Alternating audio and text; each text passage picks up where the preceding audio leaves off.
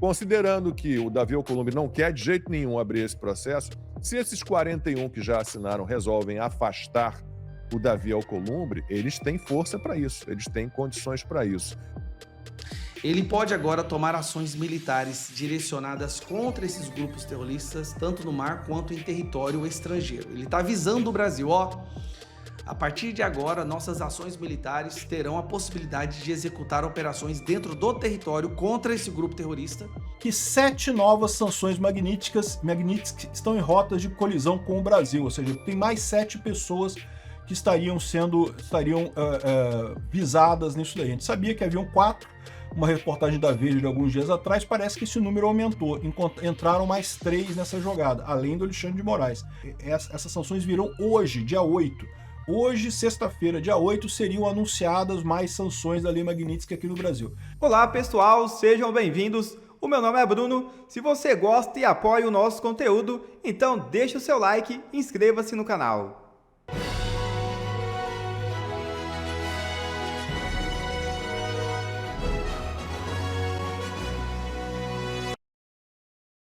Partido Novo pode acionar o Conselho de Ética do Senado contra Alcolumbre, diz Girão. Senador afirma que presidente da Casa abusa de suas prerrogativas ao se recusar a pautar impeachment de Moraes. O senador Eduardo Girão afirmou nesta sexta-feira que o Partido Novo estuda acionar o Conselho de Ética do Senado contra o presidente da Casa, Davi Alcolumbre. De acordo com Girão, ele está abusando de suas prerrogativas ao se recusar a pautar o impeachment do ministro Alexandre de Moraes. Abre aspas. Nós estamos estudando internamente essa possibilidade, afastar Alcolumbre, porque ela passa pelo partido. Estamos conversando seriamente sobre isso, estudando uma possibilidade de dar entrada no Conselho de Ética. Vamos argumentar que ele está faltando com decoro e abusando de suas prerrogativas como presidente da Casa. Nós chegamos no limite. Fecha aspas. Girão fez a declaração em entrevista ao programa Oeste com Elas. Mas agora está todo mundo falando, começando a falar. Nicolas Ferreira já defendeu isso, o Mauro Mendes, o governador de Mato Grosso, também já tá falando sobre isso, sobre o afastamento, pelo menos da presidência do Senado, sobre o impeachment do Davi Alcolumbre. Não sei se você acompanhou, ontem o Davi Alcolumbre participou de uma reunião com os líderes, né, com o colegiado de líderes e tal, e ele disse abertamente, na cara de todo mundo, que nem com 81 assinaturas, e são 81 senadores, então, mesmo que ele próprio assinasse, né, e os outros 80 senadores assinassem um requerimento, um pedido de impeachment do Alexandre de Moraes, que nem assim ele abriria o processo de impeachment do Moraes, porque não é uma questão numérica, é uma questão jurídica. E aí está todo mundo começando a falar sobre a possibilidade de afastar o Davi Alcolumbre. Quais seriam as vantagens disso, né? Bom, qualquer partido representado no Congresso pode pedir o afastamento do presidente do Senado, né? Então, quanto a isso, não há problema nenhum. A mesa diretora pode pedir. E, claro, processo normal, né, com ampla defesa, mas basta maioria absoluta para afastar o Alcolumbre. Então, se a gente tem hoje 41 senadores que estão lá, né, firmes, assinaram o pedido de impeachment do Alexandre de Moraes, considerando que o Davi Alcolumbre não quer de jeito nenhum abrir esse processo, se esses 41 que já assinaram resolvem afastar o Davi Alcolumbre, eles têm força para isso, eles têm condições para isso. Eu queria saber o que você acha dessa estratégia de combate a esse autoritarismo, a essa tirania do Davi Alcolumbre, Fred. Olha, Luiz, eu acredito que o termo correto não seja impeachment, né? Não cabe, segundo regimentalmente, pelo regimento do Senado, não cabe impeachment na questão do presidente. Cabe a destituição, caso ele se recuse a cumprir as funções de um presidente, né? Imagine que você assume como presidente qualquer casa, que seja uma casa de vereadores, uma Câmara, aí você não inicia sessões, você não coloca matérias em pauta, né? Então, a destituição acaba por questões objetivas, sendo válida, né? Só uma questão aí de termo, porque senão o pessoal começa a falar impeachment e acho que não seria correta a questão de tratar nesse termo. Não, Mas até pode ser, Fred, até pode ser, porque o artigo 52 da Constituição, ele estabelece que pode haver sim a perda de mandato por falta de decoro ou por não cumprir as suas funções. Então, Sim, eu faço só a nomenclatura correta que não é um impeachment. Só pra gente ficar dentro dos, como diria o Camus, né? Só pra usar seria a cassação do mandato, ou a destituição, né? destituição do cargo. Tanto do próprio cargo de Senado e também a cassação do mandato por quebra de decoro, né? Mas eu acho que a grande quebra de decoro, como você bem citou aí, foi o fato dele dizer que nem com 81 votos dos senadores ele abre o impeachment do Moraes, ou seja, ele está desconsiderando o próprio voto dele. Se ele está falando 81 votos, ele incluiu o dele, obviamente. Então, ele está desconsiderando o próprio voto dele. Isso é muito absurdo, o Fred, porque isso daí é uma confissão de uma interferência externa no Senado. Ou seja, nem se eu concordasse, eu iria pautar. Então, quer dizer, ele está ali, quando ele fala que não iria nem por 81 votos, subentende o quê? Que, na verdade, ele está tomando uma decisão, não por ele, não pelo Senado, não pelo povo Mas brasileiro, mas por pela uma pressão. interferência externa ao próprio Senado. É a coisa mais absurda do mundo. Pela pressão da outra instituição que a gente sabe muito bem qual é, e não tem segredo nenhum.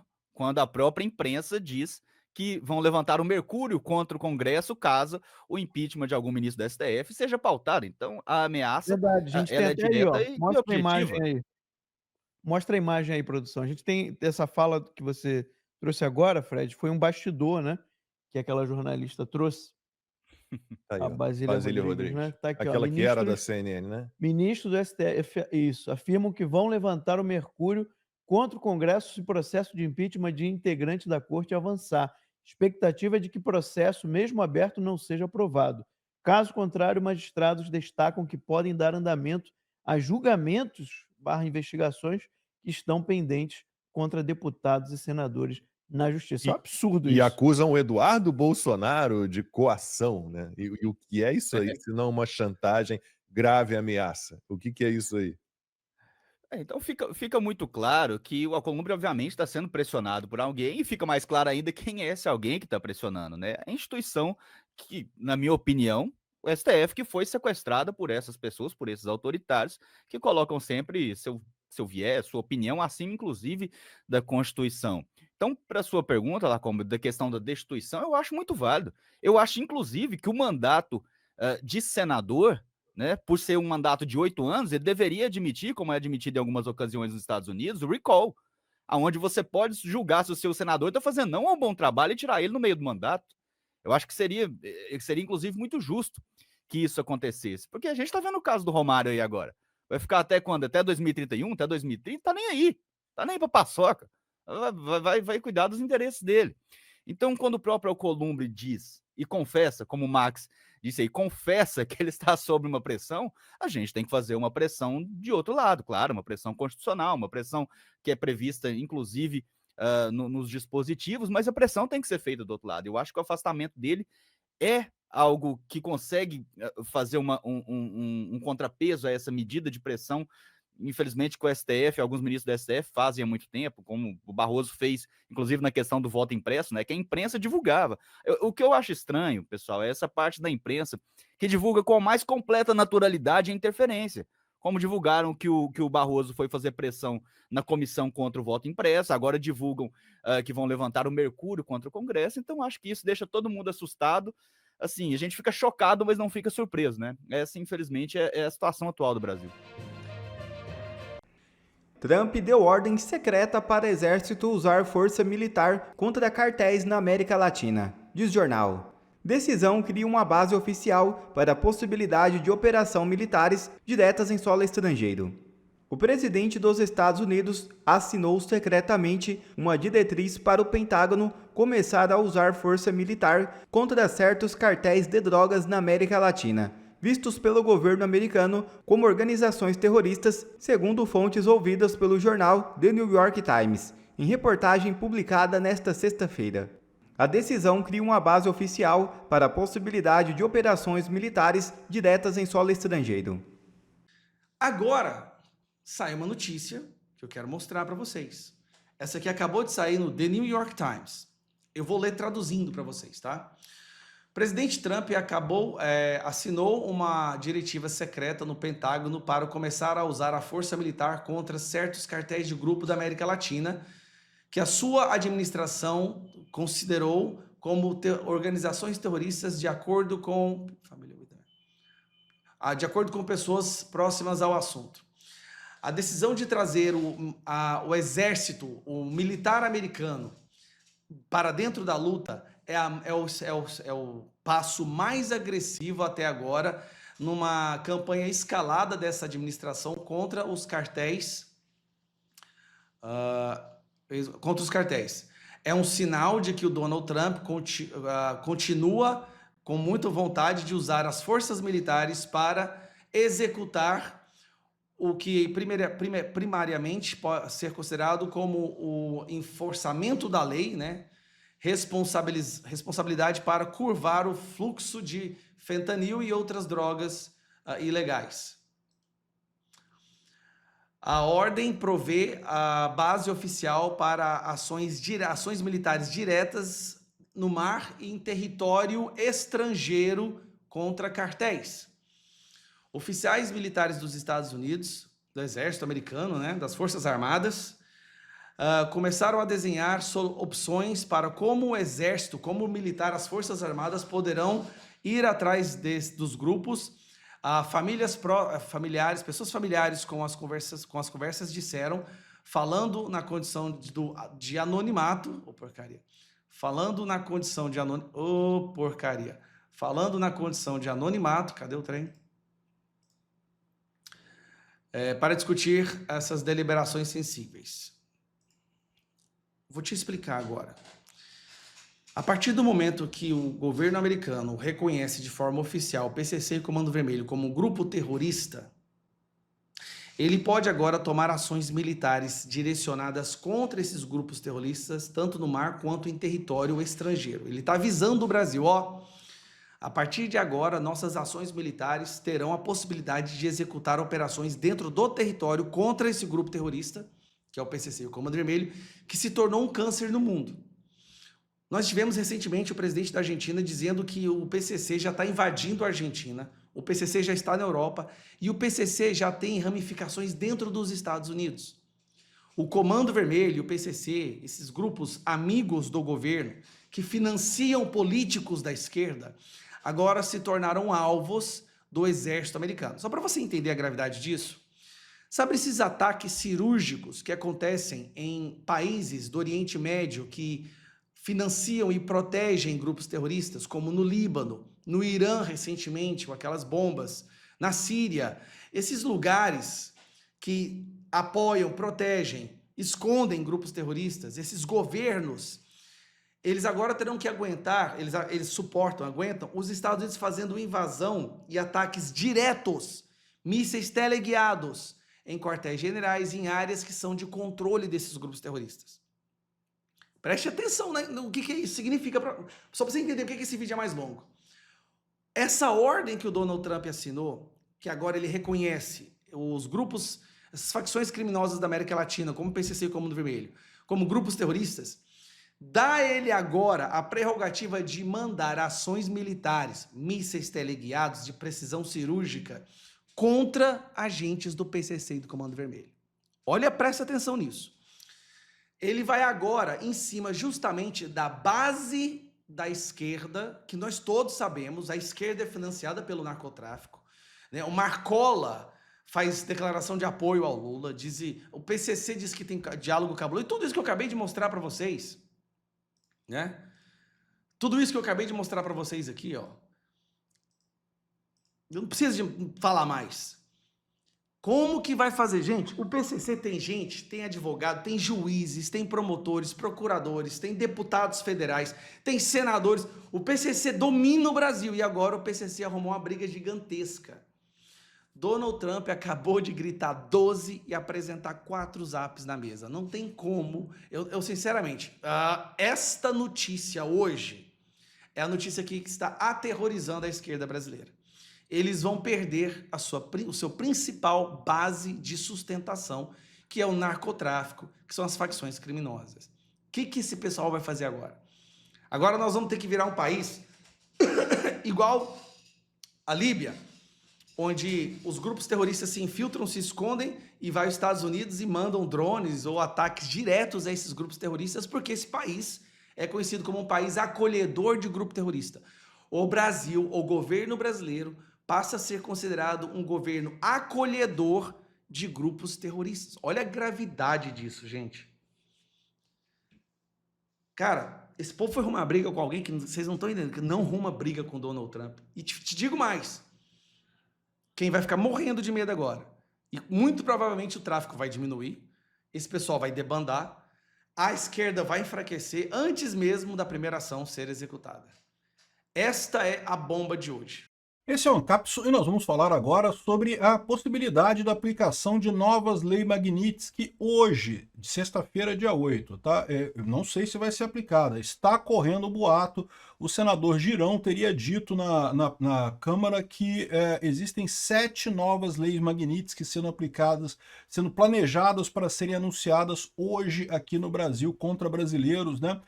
Por enquanto é só o Alexandre de Moraes, mas tem mais gente nessa lista. Vamos entender o que está acontecendo aqui, qual a chance real disso, né? E a confusão, porque o governo está todo chateado, porque avisaram que quem votar com Alexandre de Moraes na primeira turma vai levar Magnitsky. E tá certo, é evidente, já tinha deixado claro que que o Alexandre de Moraes está violando direitos humanos e qualquer um que ajudar ele nesse processo vai violar também. Vamos entender esse caso aqui. Essa notícia foi sugerida por Karl Marx Libertário, Culeira do Dragão e várias outras pessoas. Obrigado aí ao pessoal que sugeriu notícias lá no nosso site, no visãolibertaria.com. E obrigado a você que está assistindo o nosso vídeo. Se você gosta do nosso conteúdo, por favor, deixa o seu like, se inscreva aqui no canal, né?